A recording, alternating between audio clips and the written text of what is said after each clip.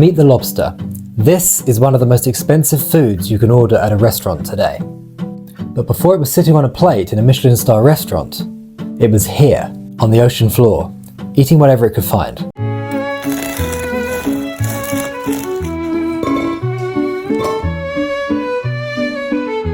They're not just scavengers, they're cannibals. If you put too many lobsters together in one place, they'll fight and eat each other. Ever wondered why their claws are tied? It's not to protect you, it's to protect them from each other. They're part of the same biological family as cockroaches, scorpions, and spiders. They're all arthropods, ancient, armoured survivors that have barely changed in 1,000,000 years. That tough shell, nearly identical. Lobsters are basically the cockroaches of the sea. And for thousands of years, nobody wanted to eat them. In the early days of European settlement, lobsters were everywhere. So many would wash up on the shores of New England after storms that people described the beaches as being paved with lobsters. But what did settlers do with them? They used them as fertilizer. They fed them to pigs. They even ground them up into bait to catch what they considered real fish. Now, that's not to say that no one ate lobster. Some Native American tribes, like the Wampanoag, would roast them over open fires or dry them for later. But even then, lobsters weren't exactly the main course. They were just another emergency food. But to most early European settlers, eating a lobster was like eating a giant insect. They found the idea of cracking open a hard shell to get to the meat inside strange and repulsive. And lobsters were so abundant, they were seen as a nuisance. Fishermen considered them trash fish, things that got in the way while they were trying to catch real seafood like cod or haddock. In fact, in some cases, they'd throw lobsters back into the sea rather than bother bringing them to shore. But when times got tough, when the fishing boats didn't come back, or when harsh winters left families with nothing to eat, that's when lobster became a food of necessity. It was easy to catch and impossible to overfish. So, if there was nothing else, you ate lobster. But you didn't enjoy it. It wasn't a meal. It was a sign you were struggling. It's funny, isn't it? Today, lobster is a delicacy. But in the early days of America, it was a sign of poverty. It was everywhere, so nobody wanted it. But that was about to change. Because all it takes to turn trash food into a luxury is a little bit of branding. You're still here, so you clearly enjoyed that. But we both know you're not going to subscribe after the video. So let's do it together now. In 3, 2, 1, click! Lobster was so abundant, so undesirable, that it was literally fed to prisoners.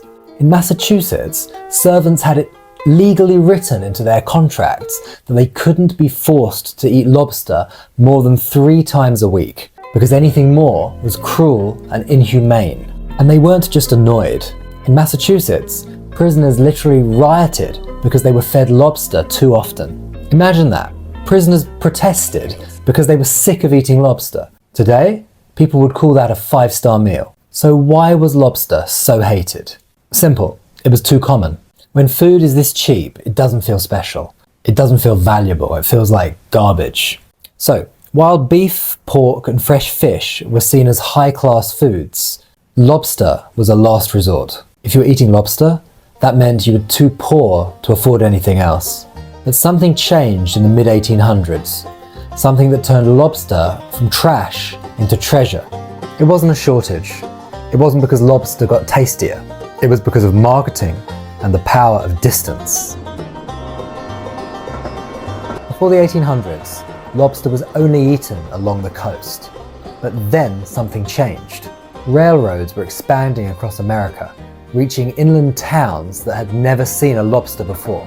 And to these people, lobster wasn't prison food. It was exotic, rare, and new. Lobster was also one of the first foods to be canned.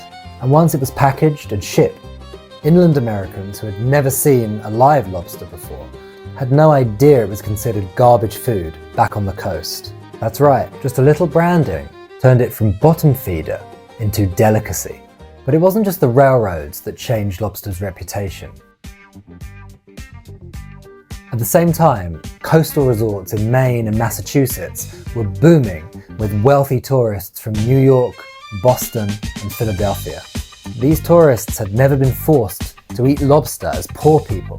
To them, it was a luxury, a special treat, and because rich people liked it, suddenly lobster had a new identity. It wasn't just food anymore, it was an experience. And just like that, lobster started getting expensive. It went from pennies to dimes, and then dollars. But the final push, the moment lobster truly became a delicacy, World War II. During the war, the US government rationed meat.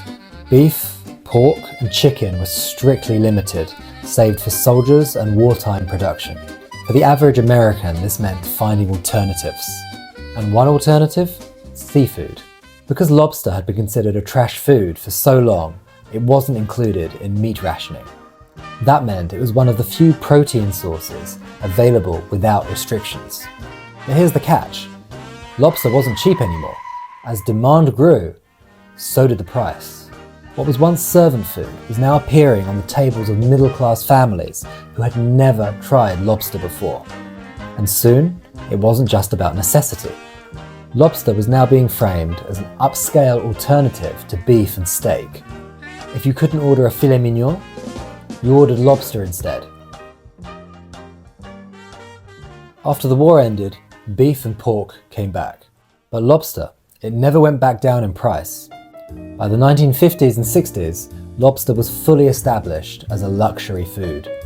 No one remembered the days when it was given to prisoners and servants. Instead, it was a status symbol. And today, lobster is still expensive. And not because it's rare. Lobster populations are still huge. The reason it's expensive? Because we believe it's expensive. So, lobster went from trash to treasure, not because of scarcity, but because of branding, perception, and history.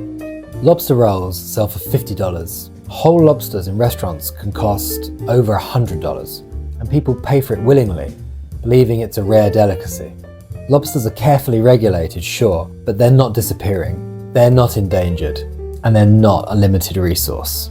Once a food is seen as luxurious, it stays that way, even if it was once considered garbage. So, the next time you see someone paying $50 for a lobster tail, just remember, there was a time when prisoners rioted because they were fed lobster too often.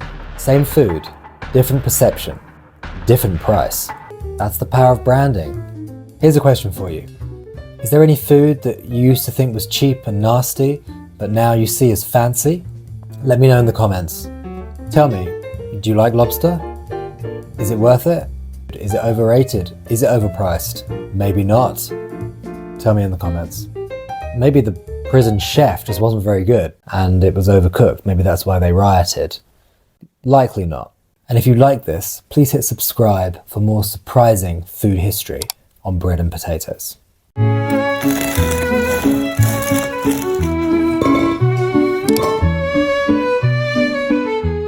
And do consider checking out my Patreon if you've enjoyed this video, and you can even get lunch with me. Imagine that, that'll be a hoot.